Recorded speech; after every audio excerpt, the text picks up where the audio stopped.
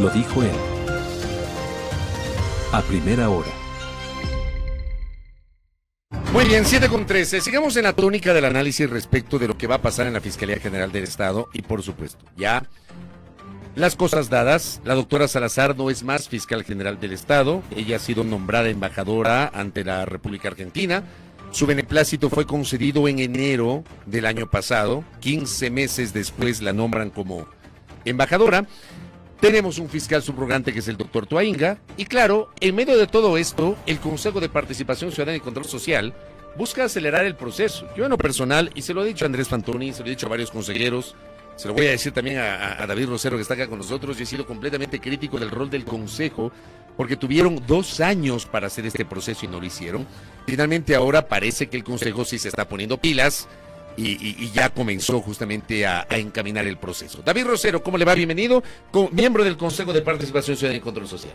Muy buenos días, Fabricio, a los oyentes de Radio Armónica y el programa Primera Hora. Gracias a usted por la gentileza. A ver, si bien es cierto, usted recién se principalizó hace pocas semanas como consejero de este organismo, pero está claro que este organismo, el Consejo, ha tenido una deuda enorme con el país. O sea, tuvieron 2 años para haber llevado adelante el proceso y no lo hicieron. ¿Cómo evalúa usted ahora que está adentro? ¿Por qué el Consejo en 2 años no encaminó el proceso para seleccionar un nuevo fiscal? Bueno, tiene que ver con quién estaba en el poder en ese momento, que incluso no solo no permitía que se designen las autoridades, sino que también se tomó con la Policía Nacional en un momento la institución. Un expresidente de ingrata recordación para los ecuatorianos y que obviamente pretendía dejar prorrogadas a las autoridades para de esa forma ser más fácil someter al poder. Ahora que existe una nueva coyuntura, una nueva realidad, se ha planteado la necesidad de que se avance en este concurso una vez que ha sido ya conocida por la Asamblea Nacional el tema de la renuncia de la señora fiscal y obviamente avanzar en este proceso. Este tiene 2 etapas, ¿no? La integración de la Comisión Ciudadana de Selección, que son los miembros, las personas que califican las carpetas. No lo hace el Consejo en pleno, sino los miembros de la Comisión Ciudadana, que son representantes de las 5 funciones del Estado, más 5 ciudadanos de la sociedad civil que provienen de un concurso de méritos. Los consejeros no tienen nada que ver en esa parte. Ellos califican las carpetas de los postulantes, llevan adelante el concurso bajo la vigilancia del Consejo. Entonces, al final del día hacen un informe vinculante y el Consejo lo que hace es elegir a quien el informe de la Comisión Ciudadana determine como mayor calificado. ¿Por qué ahora sí plantearse como una necesidad urgente cuando las funciones de la fiscal Diana Salazar terminaron el 8 de abril? Bueno, recuerde que los 6 años que dura la fiscalía culminan en este año. Culminaron ya, claro. Así es. Entonces, obviamente se abre ya toda la etapa para el proceso de designación. Como yo le decía, el expresidente Lasso no generó ninguna acción, ninguna condición para el tema del proceso de designación. Había incluso una presión de los famosos asesores ad hoc, ad honorem, de ingrata recordación, y esa fue un poco la línea que siguieron, ¿no? No permitir que se designe a las autoridades en su momento para mantener un sometimiento de aquellas al gobierno anterior. Y hay que recordar la consulta popular fallida del año 2023, cuando el presidente Lasso, digamos, había una apuesta que gane esa consulta y queden encargadas las autoridades de los organismos de control por lo menos 2 años en ese proceso de transición, ¿no? Así es, usted muy bien lo ha recordado. Finalmente eso no ocurrió porque perdió la consulta. Así es, perdió por goleada, pero son detalles importantes que usted también trae a la memoria, porque evidentemente si existe toda esta acción desde el poder anterior, que no había una voluntad para que las instituciones del Estado actúen con autonomía, con transparencia como debe ser, evidentemente se generaban. Ahora hay un trabajo en equipo, he visto un ambiente importante de trabajo, se ha definido ya el reglamento de comisiones ciudadanas nuevo, actual, y avanzaremos en ese proceso. Yo aspiro que en este mismo año se pueda ya tener a la nueva autoridad de la Fiscalía General del Estado y máximo, como ha dicho el presidente Fantoni, hasta febrero del próximo año. Consejero, y en ese sentido, ¿cómo también, digamos, garantizar que este proceso sea independiente, que sea riguroso, teniendo en cuenta que entiendo que la comisión se conforma por 5 delegados de las funciones del Estado y 5 que son por méritos, es así, ¿verdad, consejero? Y en estos 5 delegados de las funciones del Estado tenemos evidentemente el Ejecutivo, tenemos el Legislativo, que también es afín al Ejecutivo, tenemos el de Transparencia, el del Consejo Nacional Electoral, etcétera. ¿Cómo entonces garantizar que sea realmente independiente? Bueno, precisamente los procesos de los concursos intervienen en varias instituciones, no solo es el Consejo de Participación, como usted bien lo han señalado, también los delegados de las funciones del Estado juegan un papel importante, porque ellos van a calificar las carpetas Así de los es. postulantes, llevan adelante las diferentes etapas del proceso, también obviamente los ciudadanos que vienen por un concurso de méritos y oposición con una postulación que se va a aperturar, y en ese contexto juegan un papel fundamental, yo diría, todas las instituciones encaminadas a que el proceso se dé de la mejor manera. Obviamente, la reglamentación está establecida para que independientemente de la forma de pensar del postulante, pueda darse un proceso equitativo, transparente, imparcial, pero sobre todo es importante dar a conocer los requisitos: ser ecuatoriano, estar en goce de los derechos políticos, haber ejercido con probidad e idoneidad notorias la profesión de abogada o abogado, la judicatura o la docencia en tema de derecho penal por al menos 10 años, es decir, tener un título de tercer nivel en todo lo que tiene que ver a la materia de jurisprudencia y derecho. Esas es las condiciones. Obviamente el cargo está para 6 años y esos son los requisitos que establece la Constitución. De ahí obviamente se establece todo un marco normativo en el reglamento respecto a la prelación de los títulos, respecto al tema de la capacitación, de la experiencia, de la valoración. Lo importante es hacer lo más objetivo toda esta valoración. Por ejemplo, si usted tiene su título, se ha calificado en igualdad de condiciones, si tiene una maestría, si tiene un PhD, si tiene la experiencia, si tiene las capacitaciones, principalmente en lo que tiene que ver el tema penal, sin descartar también las otras áreas.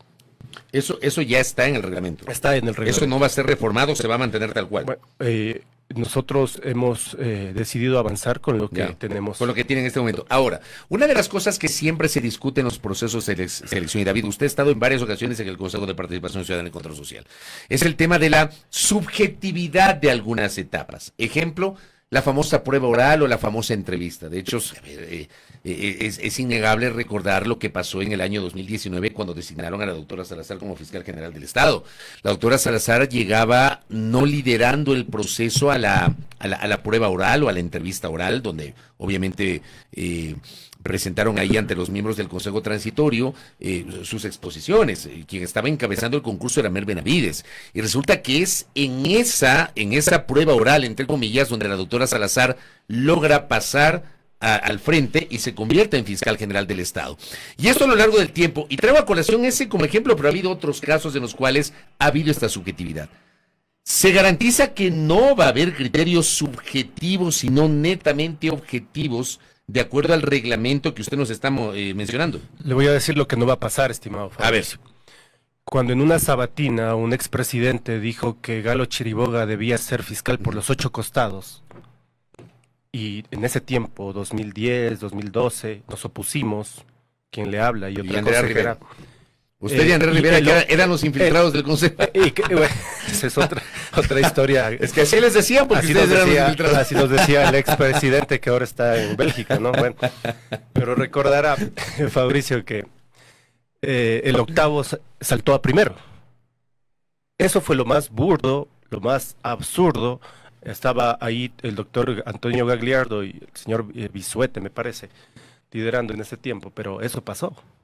Y esa orden, Juan Bisuete, el de Guayaquil. Sí, y esa orden se ejecutó por la mayoría que estaba en ese tiempo. Nosotros nos opusimos, no votamos por Chiriboga, luego pasó lo mismo con Vaca Mancheno. Bueno, entonces es importante, yo le digo, recordar lo que yo, por esa experiencia que hemos adquirido en toda esta situación, lo que no va a pasar. Eso no puede pasar. Y en ese contexto, esta normativa que se ha puesto a disposición en la página web de todos los ecuatorianos y ecuatorianas, evidentemente plantea normativas, requisitos, prohibiciones, pero es por eso mismo, objetividad en función de avanzar en estos temas. Yo le preguntaba, y nuevamente le reitero aquello, yo le preguntaba cómo garantizar, digamos, esa objetividad con 5 delegados de funciones del Estado que ahora mismo podrían estar mucho más cercanas al Ejecutivo. Bueno, la Constitución y la ley plantea la delegación y el control, si cabe, de todas las instituciones, un control cruzado del proceso con delegados de las distintas funciones del Estado. Eso es lo que establece la normativa. Entonces, mucho dependerá, y coincido en el criterio, obviamente, de que los delegados de las funciones del Estado, obviamente, tengan un nivel adecuado, principalmente yo diría el tema de derecho, el tema de la administración pública, para que puedan conocer todo este tema de la normativa. Y obviamente se ha colocado en los méritos para los ciudadanos que provengan de la sociedad civil los mismos requisitos que para ser fiscal, para que quien vaya a calificar las carpetas tenga la expertise, los conocimientos en función de lo que se plantea. Entonces, yo digo, si todas las instituciones intervienen en el proceso, evidentemente será una acción que pueda fluir con la normativa vigente. Pero yo le quiero insistir, más allá de esa explicación que me parece válida que usted ha señalado, ¿hay garantías de que no va a haber criterios subjetivos a la hora de calificar, de otorgar los puntajes, las puntuaciones a los candidatos? Bueno, quien califica las carpetas son los miembros de la Comisión Ciudadana de Selección. Todavía no sabemos cuáles son los delegados que va a enviar las distintas funciones del Estado y también las personas, obviamente, que van a postularse y que al final del día saquen los 50 puntos o que se necesitan, digamos, como tope máximo para ingresar. Entonces, evidentemente, todas las etapas de impugnación, de veeduría, que ya está también los veedores que se ha convocado, se inscribieron también a este proceso, todo eso garantiza un proceso fluido. Entonces, claro, mucho se ha pensado que el Consejo es el que al final del día coloca las calificaciones y eso no es así. Eso Pero el Consejo no tiene ningún papel sobre esa comisión de selección. Vigila la transparencia de los actos de la Comisión Ciudadana de Selección. ¿No hay el riesgo de que el Consejo o algunos consejeros ejerzan presión sobre esa Comisión Ciudadana de Selección? No debería existir eso. Pero hay no va a existir eso, porque los miembros de la comisión son los que tiene su título, tiene su capacitación, tiene su hoja de vida, deben puntuar de acuerdo a la capacidad de méritos. Y también hemos planteado un sistema informático para que todas esas acciones sean automatizadas para más facilidad de todos los temas de los postulantes. ¿Cómo van a ser los tiempos? Digamos, usted nos decía, posiblemente podríamos tener a un nuevo o una nueva fiscal para este año, pero también deberíamos mirar si es que se interponen algunas acciones que esto, digamos, también alargue el proceso. Pero ahora mismo, ¿hasta cuándo, por ejemplo, se tienen que enviar los delegados de las funciones del Estado, conformar esta comisión? Bueno, evidentemente dentro de un diagrama de flujo existen algunas etapas fluidas, otros procesos que se hacen en paralelo y algunos nudos críticos. Entonces, evidentemente, cuando se dé este conocimiento que se ha dado ya en el tema de la Asamblea, que también el Consejo de Participación respecto a este proceso, evidentemente el siguiente paso es convocar a la postulación de los miembros de la Comisión Ciudadana de Selección y solicitar a los delegados de las funciones del Estado a sus delegados. Esto se lo puede hacer de forma ágil en el siguiente mes y empezar con el proceso de la postulación de las personas que van a calificar a los postulantes para fiscal. Y luego, obviamente, aperturar la etapa del concurso como tal.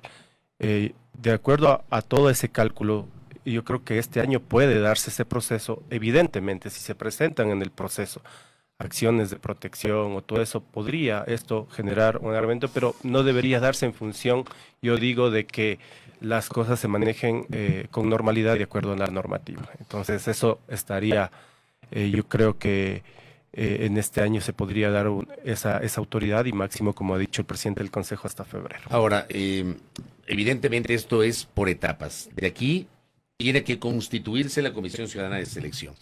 Yo recibo un mensaje de un oyente que dice: el problema son los delegados ciudadanos sin conocimiento ni experiencia. Los delegados de las funciones, mal o bien, están familiarizados con asuntos legales y administrativos. Porque claro, son 5 delegados de las funciones del Estado y son 5 representantes de la ciudadanía.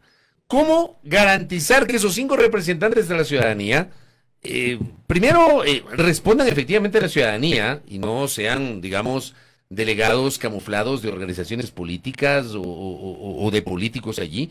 y que tengan algo de experiencia, porque creo que esa parte también podría complicar el funcionamiento de la Comisión Ciudadana de Selección, consejero. Bueno, se han colocado los mismos requisitos que para ser fiscal general del Estado. ¿Cuáles son esos requisitos? Yo le hablaba del tema de la experiencia de 10 años. En derecho. Mínimo en la judicatura, en el libre ejercicio. O en la y academia. también en la academia en el tema penal. O sea, no puede ser cualquier ciudadano que se postule, no. Así es. Haber ejercido con probidad e idoneidad notorias esa profesión, estar en goce de los derechos políticos. Efectivamente hay prohibiciones, no tener contratos con el Estado, no tener deudas pendientes, una serie de elementos que hemos colocado en función de este tema que es bastante, digamos, complejo en cuanto a que la autoridad de la Fiscalía tiene la acción penal en función de toda la institucionalidad. Y obviamente todos estos parámetros se aplica también para que los ciudadanos que se postulen puedan evidentemente tener a disposición esta reglamentación que ya la pueden encontrar en la página web del Consejo y en función de eso postular. El perfil, como le decía, estimado Fabricio, es de abogado y también con conocimientos en la gestión pública para postular a la Comisión de Selección y también, obviamente, las funciones del Estado.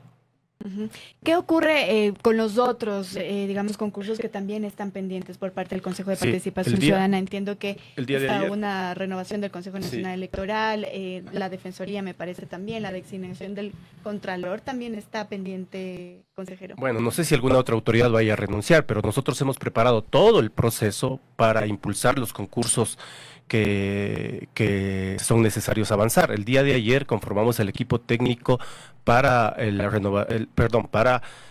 concurso de la primera autoridad de la Fiscalía General del Estado, pero también para la renovación parcial del Consejo Nacional Electoral. Y obviamente todos los procesos que están en marcha. Por ejemplo, le pongo un ejemplo que se puede dar rápido, ágil y mostrar resultados al país. Si el señor presidente de la República y la Asamblea Nacional envían la terna para el Consejo de la Judicatura que les corresponde de acuerdo a la Constitución, ese proceso es más ágil, ese proceso es por ternas y por tanto en alrededor de 2 meses podría darse el tema del Consejo de la Judicatura. ¿Cuánto convocaron ustedes esa terna? No, ha existido una serie de problemas porque, por ejemplo, en el caso de la Asamblea, el último día, me parece, de la gestión de la Asamblea, enviaron la terna de la función legislativa. Y faltó una persona, renunció ahí, en la anterior, hubo un inconveniente. Bueno, eso le corresponde a las funciones del Estado, pero las funciones del Estado tienen que, aparte de los nombres, adjuntar la hoja de vida. Pero en este momento, ¿la de la Asamblea está completa o no? La de la Asamblea tiene que enviarse la terna con también la documentación, que era... Pero ya enviaron la terna o no, porque el 13... Estaba el tema de la documentación en su momento y el señor presidente de la República también tiene que enviar... No envía hasta este momento su terna. No lo ha hecho.